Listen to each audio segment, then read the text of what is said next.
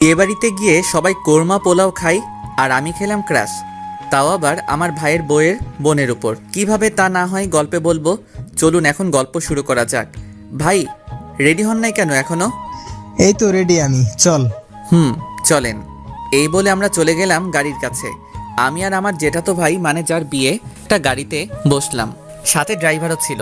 ভাই, এত খুশি খুশি লাগতেছে কেন আপনাকে? আরে তুই বুঝবি না, আগে বড় হ তারপর বুঝবি। প্রেম করে বিয়ে করতেছেন তো তাই এত খুশি, তাই না? চিন্তা করিয়েন না, আমি কিন্তু আপনার শালিকেই বিয়ে করবো, এই বলে দিলাম। তারপরে দেখা যাবে, আগে তো প্রেম কর। করবো তো।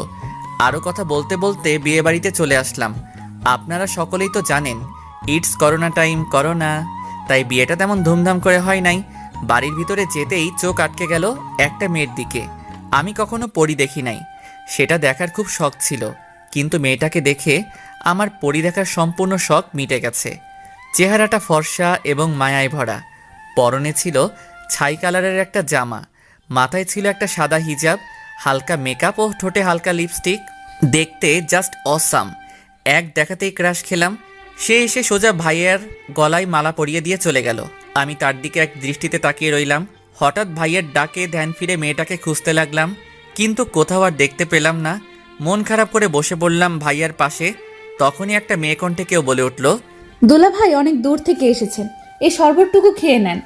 আমি উপরে তাকিয়ে দেখি সেই পরীটা, ঠুক্কু সেই মেয়েটা। আমি আবারও তার দিকে তাকিয়ে রইলাম। তখন বুঝলাম সে কিছুটা বিরক্ত অনুভব করতেছে, তাই আর তার দিকে তাকালাম না। মেয়েটি শরবত দিয়ে চলে গেল। তখন আমি বললাম, ভাইয়া, ও ভাইয়া, এই মেয়েটিকে একটু বলবেন? নাম জেনে তুই কি করবি? না, তেমন কিছু না।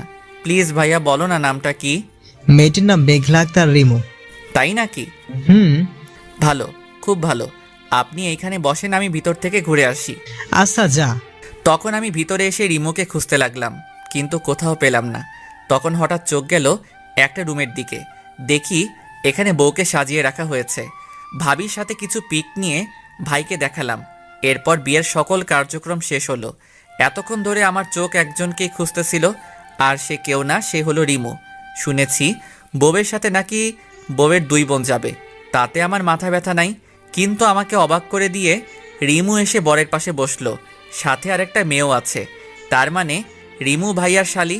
মনে মনে অনেক খুশি হলাম, কারণ আজকে আমার ক্রাশ আর আমি বিয়ের গাড়িতে করে বাড়িতে যাচ্ছি।